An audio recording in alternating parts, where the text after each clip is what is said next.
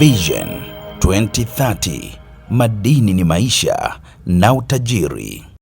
Wizara ya Madini imeendelea kuimarisha afya, mshikamano na ufanisi wa watumishi wake kupitia bonanza la michezo lililowakutanisha watumishi wa wizara pamoja na taasisi zake zote, ikiwa ni utaratibu wa kawaida unaofanyika kila robo ya mwaka.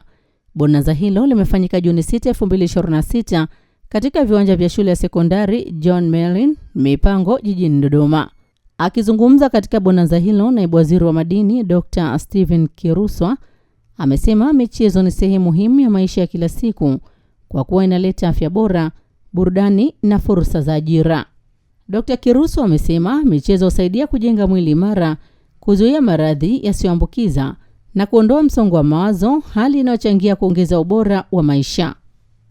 Aidha, amesema sekta ya michezo imeendelea kuwa chanzo muhimu cha ajira na kuchangia ukuaji wa uchumi wa taifa. Katika hatua nyingine, amependekeza mabonanza yajayo yashirikishe pia familia za watumishi, ikiwemo watoto, ili kuendeleza dhana ya familia ya madini.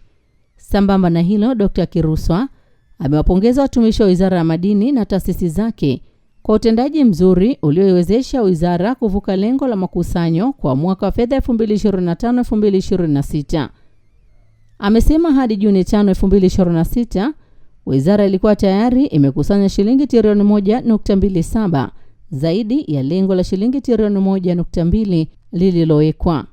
Kwa upande wake, katibu mkuu wa Wizara ya Madini Mhandisi Yahya Samamba amesema bonanza hilo ni sehemu ya utekelezaji wa maelekezo ya viongozi wa wizara ya kuhakikisha watumishi wanapata fursa ya kufanya mazoezi na kujikinga dhidi ya maradhi yasiyoambukiza.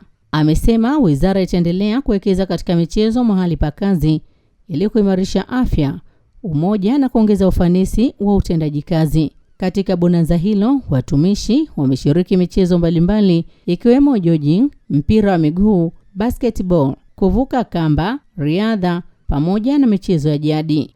Washindi wa mashindano hayo walitunukiwa medali na tuzo mbalimbali, huku wana michezo walioshiriki mashindano ya mimosi wakikabidhi wizara vikombe viwili walivyovitoa katika mbio na mchezo wa pool table.